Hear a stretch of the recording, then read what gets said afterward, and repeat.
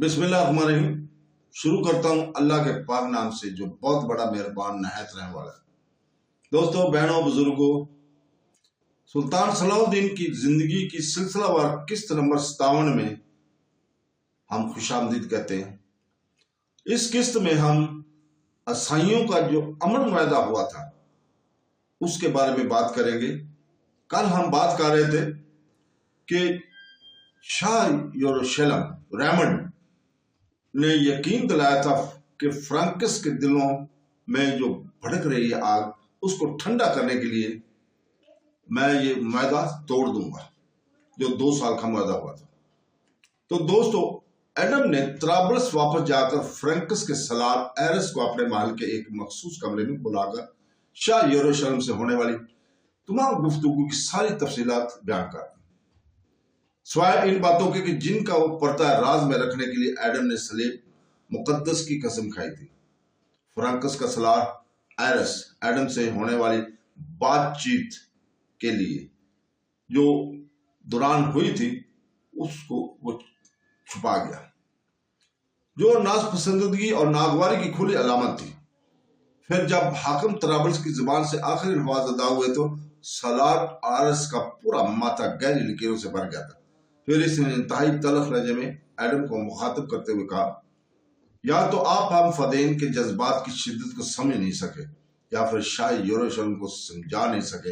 ये कहता हुआ सलार एरस खुद खड़ा हुआ। उसके चेहरे पर उभरे हुए नापसंदगी के तासरात साफ नजर आ रहे थे कि एरस ने रेमंड और एडम दोनों की तजवीज को मुस्तरद कर दिया था। सलीबी फदेन के सरबराह का ये तर्ज अमल देखकर एडम परेशान हो गया और खुद भी घबरा कर खड़ा हो गया और कहा कि मैं और शाह यरूशलेम ये चाहते हैं कि फिर वक्त जज्बात की बजाय होश से काम लें। अभी एडम की बात मुकम्मल भी नहीं हुई थी कि सलार एरस दरमियान ही में बोल पड़ा। हम फदेन के पास जज्बों के सिवा कुछ नहीं। अगर आप हमारे मुतालबे तस्लीम नहीं करते तो बराह करम इसी वक्त त्राबलस का तख्त छोड़ दीजिए। हम इस पर किसी ऐसे शख्स को लाकर बैठा देंगे जो हमारे जज्बात की जुबान समझता हो। ये कहकर सलार एरस तेजी से जाने लगा। अपने इक़्तिदार की बिसात उल्टे देखकर हाकिम त्राबलस बहुत तेजी से आगे बढ़ा और इसने पीछे से इस शख्स के कंधे पर हाथ रख दिया जो खुद अपनी जात में महज एक फदाई था, मगर इसकी हैसियत एक बादशाह घर की थी। एरस, मैं तुम्हारे मुतालबे से सरमों में इनफराफ नहीं कर सकता। अगर तुम कहो तो मैं दोबारा यरूशलेम जाकर शाह रेमंड से बात करने के लिए तैयार हूं। एडम की आवाज से इंतहाई आजिज़ी झलक रही थी, जैसे वो एरस का मतहत हो, एक गुलाम अपने आका से इल्तिजा कर रहा हो। फ्रांकिस का सलार एरस बड़ी शान और गुरूर से मुड़ा। इसकी आंखों में एक खूंखार चमक थी, जैसे कोई दरिंदा अपने शिकार पर छपने का इरादा कर रहा हो। आप अपने अहद पर कायम रहे, मैं शाह यरूशलेम से अपने मामलात खुद तय करूंगा। ये कहकर सलार एरस शाहाना अंदाज में चलता हुआ कमरे से निकल गया। हाकिम त्राबलस एडम ने सरदार एरस की खुशामद करके वाकई वक्ती तौर पर अपना इक़्तिदार बचा लिया था, मगर वो इस वक्त से खौफजदा था जब इसे शाह यरूशलेम और फदैन का सलार एरस में किसी एक का इंतखाब करना पड़ेगा, क्योंकि 2 किश्ती में सवार होने वालों का अंजाम गरकाबी के सिवा कुछ नहीं होता। यरूशलेम के रबाब अख्तियार के वो लम्हात बड़े गरां थे जब सलार एरस अपने फौजी दस्ते के साथ यरूशलेम की हदूद में इस शान से दाखिल हुआ कि सरहद की मुहाफ़िज़त सफाई में आगे बढ़कर इसे इंतहाई पुरजोश अंदाज में सलामी पेश की। और इसकी बुनियादी वजह यह थी कि सलीबी फतेह होने की वजह से तमाम ईसाई अफवाज फ्रांकिस का दिल से एहतराम करती थी। जब रेमंड ने सलार एरस की आमद की खबर सुनी तो वो भी घबरा गया। इनकी शातर और यार चेन ने फौरन ही अंदाजा कर लिया कि सूरत हाल बिगड़ चुकी है, वरना फदेन का कैद इस तरह खामोशी से यरूशलेम में दाखिल न होता। अगरचे रेमंड को सलार एरस की आमद शदीद नागवार गुजरी थी, लेकिन इसने सियासत का इंतहाई रियाकाराना हरबा इख्तियार करते हुए महल के दरवाजे पर एरस का इस्तकबाल किया। खुश आमदीद मेरे अजीम मुजाहिद, खुश आमदीद। ये कहकर रेमंड जबरदस्ती एरस के गले लग गया, मगर देखने वालों ने यह भी देखा कि सलार एरस का चेहरा हर जज्बे से आरी और तासर से खाली था। وہ ایک چٹان کی طرح سخت نظر آ رہا تھا۔ پھر جب ریمنڈ نے اسے اپنے شبستان خاص میں لے جانا چاہا تو ایرس نے انتہائی بے رخی کا مظاہرہ کرتے ہوئے کہا، میں اس وقت آپ کا مہمان نہیں، اپنے حقیقی شہنشاہ کی عادت اور دیدار کے لیے حاضر ہوا۔ شام ہونے سے پہلے طرابلس واپس چلا جاؤں گا۔ یہ کہہ کر ایرس محل کی طویل راہداری میں آگے بڑھا۔ ریمنڈ اپنے غصے کو سینے میں دبائے انتہائی نفرت امیز نگاہوں سے سالار ایرس کو دیکھتا رہا۔ اب اسے پورا یقین ہو گیا تھا کہ ایرس ایک نئے طوفان کی علامت بن کر محل میں داخل ہوا ہے، اس لیے ریمنڈ فوری طور پر اس طوفان کی تباہی سے بچنے کے لیے اپنے خیالوں میں مضبوط بند باندھنے لگا تھا۔ پھر سالار ایرس تمام شاہی خاندان کے افراد کے ساتھ اس کمرے میں داخل ہوا جہاں تخت یروشلم کا حقیقی وارث بالڈون چہارم بستر پر خاموش لیٹا تھا۔ اس وقت بالڈون چہارم کی عمر 19 سال تھی، یعنی بھرپور شباب کا عالم، مگر اب بالڈون کے لیے جوانی اور بڑھاپا کوئی حیثیت نہیں رکھتے تھے کیونکہ کوڑ کا موذی مرض اس کے پورے جسم میں سرید کر گیا تھا۔ نتیجن بالڈون کا چہرہ مسخ ہونے لگا تھا اور ہاتھ پاؤں کی انگلیاں گلنی شروع ہو گئی تھی۔ اس عیب کو چھپانے کے لیے بالڈون کے دونوں ہاتھوں اور پیروں پر ریشمی کپڑوں کی پٹیاں لپیٹ دی گئی تھی۔ فرانکس کے سالار ایرس نے بڑے والہانہ انداز میں اپنے شہنشاہ بالڈون کو سلامی پیش کی اور بالڈون بہت خوش ہوا اور بستر پر اٹھ کر بیٹھ گیا۔ سالار ایرس چند قدم آگے بڑھا اور اس نے اپنی تلوار بالڈون کے قدموں میں رکھ دی۔ بالڈون فدائین کے قید کی اس جان نثارانہ اور ادا سے بہت خوش ہوا اور اس نے پرجوش انداز میں سالار ایرس کے ہاتھ سر پر ہاتھ رکھتے ہوئے کہا، مجھے تمہاری اور تمام فرینکس کی سرفروشی پہ ناز ہے۔ یہ کہہ کر شہنشاہ بالڈون چہارم اپنی ماں سے مخاطب ہوا، سالار ایرس کی قیمتی انعامات سے سرفراز کیا جائے۔ میرے لیے سب سے بڑا نام یہی ہے کہ تمام فرانکس کے سروں پر تادیر شہنشاہ کے دست مہربان کا سایہ قائم ہے۔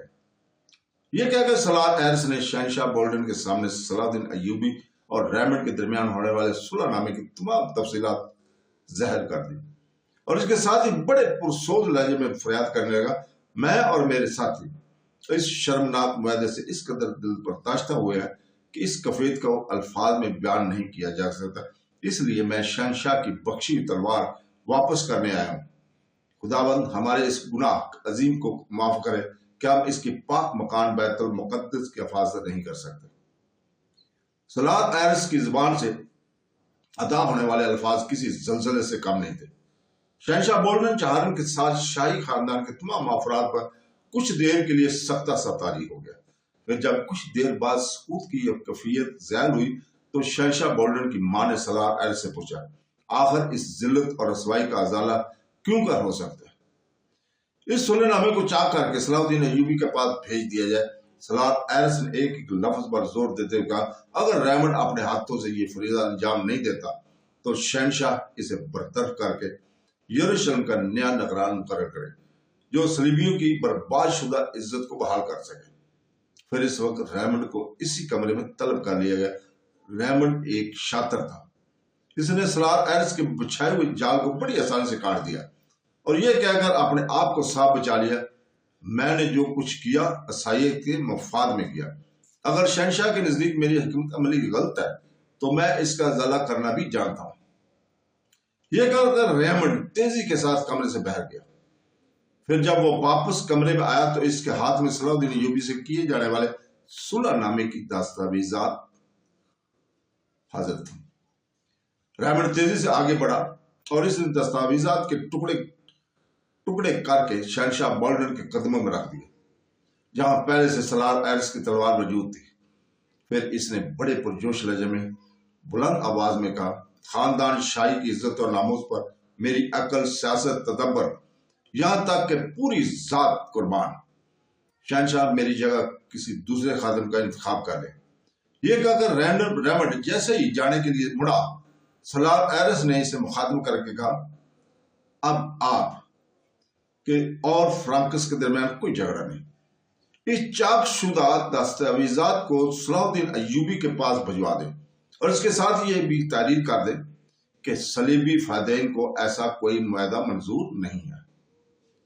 ریمنڈ نے بڑی ذہانت سے فرانکس کے سالار ایرس کی چال اسی پر ڈال دی اور اپنے اقتدار بچا لیا تھا۔ پھر اچانک اسے ایک نئے اندیشے نے گھیر لیا۔ سلیمان نامہ چاک کرنے کا صلاح الدین ایوبی پر کیا رد عمل ہوگا؟ والی مصر صلاح الدین ایوبی اسے اپنی توہین بھی قرار دے سکتا ہے۔ یہ ایک مشکل ترین صورتحال تھی، مگر کچھ دیر بعد ریمنڈ کے شاطر ذہن سے پیچیدہ مسئلے کا حل بھی نکال لیا۔ چاک شدہ دستاویزات صلاح الدین ایوبی کو بھیجنے کی ضرورت ہی کیا ہے؟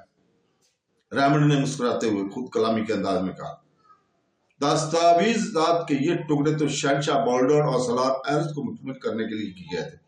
اب والی مصر کو یہ کون بتائے گا کہ یروشلم کے محل میں کیا واقعہ پیش آیا تھا؟ یہ کہہ کر ریمنڈ نے ایک فاتحانہ کہکہ لگایا۔ اس نے فرانکس کے سالار کو ہر زاویے سے شکست دے دی تھی۔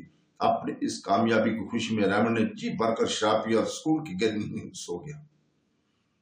سالار ایرس کے منصوبے کو ناکام بنانے اور سیاسی چالیں سوچنے میں آدھی سے زیادہ وقت گزر گیا تھا۔ اس نے ریمنڈ دیر تک سونے کا ارادہ رکھتا تھا، مگر اس کی یہ خواہش پوری نہ ہو سکی۔ اچانک ریمنڈ کو محسوس ہوا کہ جیسے کوئی اسے جھنجھوڑ رہا ہے اور زور زور سے کہہ رہا ہے، اٹھو شہنشاہ، جلدی اٹھو۔ ریمنڈ کی نیند پوری نہیں ہوئی تھی، اس لیے وہ دوسری طرف کروٹ بدل کر سو گیا۔ ریمنڈ کو اٹھانے والا دوسری طرف اور اب کی بار اس نے زیادہ سختی کے ساتھ جھنجھوڑا۔ شہنشاہ اٹھ جائیے، تھوڑی دیر بعد آرام کر لیجیے گا۔ اس مرتبہ اس شخص کی گستاخانہ حرکت پر ریمنڈ کو شدید غصہ آیا اور وہ چیختا ہوا اٹھ بیٹھا، یہ کون ہے بے ادب؟ کیا اسے معلوم نہیں کہ شہنشاہ کے آرام میں خلل ڈالنے کی کیا ضرورت ہے؟ کچی نیند اور شراب کے اثر سے ریمنڈ کی پلکیں اس قدر بھاری تھی کہ سامنے کھڑا ہوا شخص اسے ایک سائے کی طرح نظر آ رہا تھا۔ یہ میں ہوں، آپ کی بیوی روزی الیگزینڈر۔ سامنے کھڑی ہوئی ایک خوبصورت عورت نے کہا، جس کی عمر 20-21 سال سے زیادہ نہیں تھی، جبکہ ریمنڈ اپنی زندگی کے 50 سال گزار چکا تھا۔ تم کسی اور وقت نہیں آ سکتی تھی؟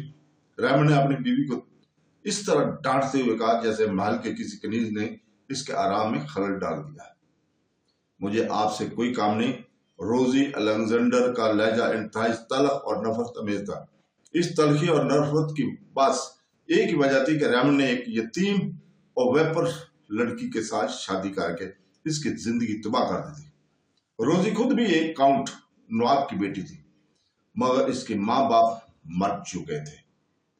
پھر کچھ قریبی عزیزداروں نے پیسے لے کر روزی کی شادی اوباش ریمنڈ سے کر دی۔ ریمنڈ نے اپنی ہوشکار فطرت کے مطابق کچھ دنوں تک نوخیز اور حسین بیوی کی نافرمانی کی اور پھر اپنے پرانے راستے پر لوٹ گیا۔ ریمنڈ ایک فریب کار اور بول حواس انسان تھا۔ اس کی نظر میں مذہبی قوانین اور دوسری اخلاقی قدروں کی کوئی حیثیت نہیں تھی۔ وہ درباری امور سے فارغ ہو کر شراب پیتا اور اپنے عشرت قدے میں خوبصورت مطربیوں کے دل نشین گیت سنتا اور سیم تن رقاصاؤں کا رقص دیکھنے کے بعد وہیں سو جاتا۔ دوسری طرف اس کی شریف النسب اور اعلیٰ خاندانی بیوی روزی الیگزینڈر کمرے میں تنہا پڑی اپنی بدقسمتی پر آنسو بہاتی رہتی۔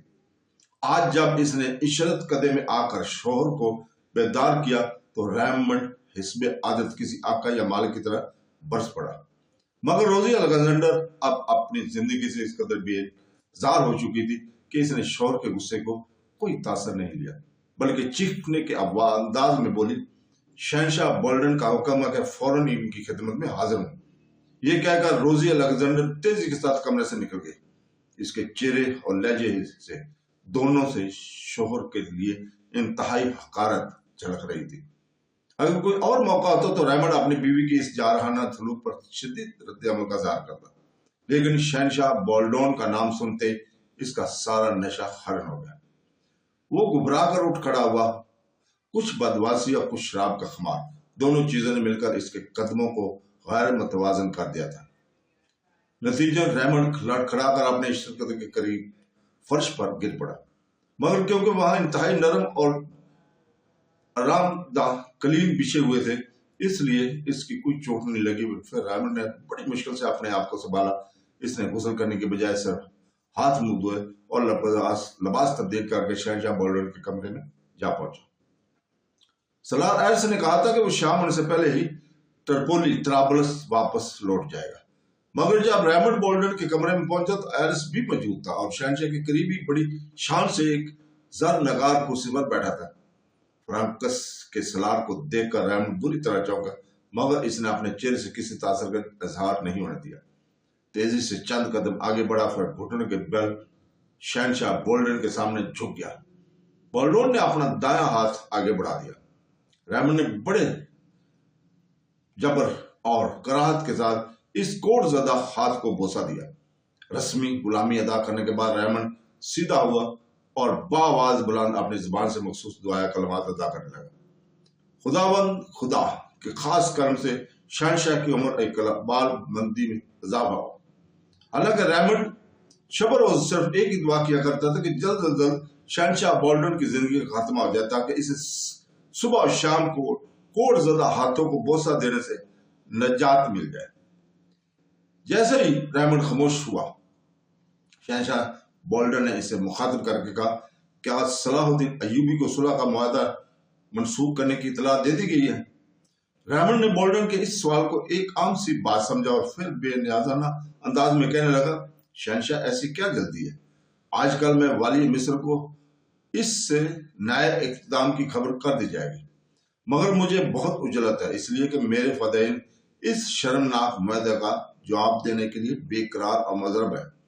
तुम इस वक्त नई दस्तावेजात तैयार करो और सुलहनामे के टुकड़े मेरे पास लेकर आओ। शहनशाह बोल्डन के लहजे से तहक्कुम भी नुमाया था और तलखी भी। अब रेमंड की समझ में सब कुछ आ गया था। यरूशलेम के महल में सलार एरिस की मौजूदगी बता रही थी कि और कोई नया गुल खुलने वाला है। रेमंड के ज़हन में आंधियां सी चल रही थी। वो लड़खड़ाते कदमों के साथ बोल्डन के कमरे से निकलकर चला गया। फिर जब वो मीर मुंशी से नई दस्तावेजात लिखवा रहा था, इसने दिल ही दिल में कसम खाई थी कि वो फ्रैंकस की सियासी कुव्वत खत्म करके ही दाम लेगा, क्योंकि सलीबी फदैन के होते हुए यरूशलेम पर मुकम्मल आजादी के साथ हुकूमत नहीं की जा सकती थी। सियासत और अजीब शय है कि वो जाती मफादात के सामने किसी हवाले या रिश्ते का लाज नहीं करती। ये फ्रैंकस की खून अशान तलवारें ही थी जो रेमंड को इख्तिदार में लाई थी, वरना वो सुल्तान नूरुद्दीन जंगी की कैद में पड़ा हुआ एक शकस खुर्दा इंसान था। आज वही रेमंड अपने मोहसिन फ्रैंकस की बुनियादें खोदने का मंसूबा बना रहा था। नई दस्तावेजात कई बार लिखी गई। रेमंड मुआहदा शिकनी के लिए नरम और महबूब अल्फाज लिखवाना चाहता था, ताकि इसकी तरफ से बराह रास्त सुल्तान सलाहुद्दीन अय्यूबी की मुखालफत का इजहार न हो। मगर सलार एरिस ने ये मुदाखलत की और ऐसे सख्त अल्फाज इस्तेमाल कराए जिनसे मुसलमानों की कमजोरी और सलीबियों की बर्तरी नुमाया होती है। फिर शहनशाह बोल्डन ने सुलहनामे के टुकड़े और न दस्तावेजात अपने खुसूसी कासिद के साथ मिस्र रवाना कर दी। ये रेमंड की खुली हुई जिल्लत और शिकस्त थी। सलार एरिस ने सलीबी फादैन की बालादस्ती साबित कर दी थी और रेमंड को बता दिया था कि वो फ्रैंकस की ताईद और हमायत के बगैर कुछ भी नहीं है। तो दोस्तों, इसके साथ ही आज हम इजाजत चाहते हैं। कल इंशाअल्लाह ताला अगली किस्त 58 नंबर में आपसे कल इसी वक्त मुलाकात होगी। अल्लाह हाफ़िज़।